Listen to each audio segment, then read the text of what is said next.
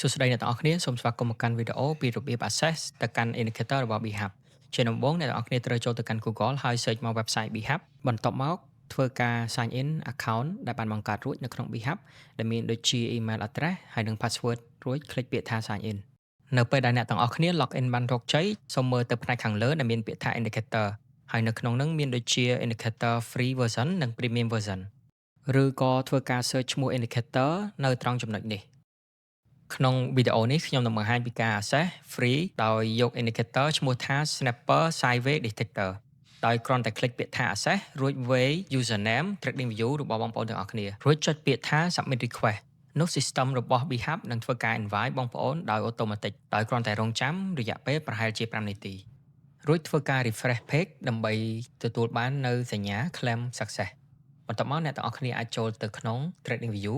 រួចចូលពាក្យថា indicator បន្ទាប់មកយកពាក្យថា invite only នោះអ្នកទាំងអស់គ្នានឹងឃើញ indicator ដែលបាន invite ពី system របស់ក្រុមការងារ BHub ក្នុងករណីដែលបងប្អូនអត់ទាន់ឃើញសូមធ្វើការ restart TradingView សូមអរគុណ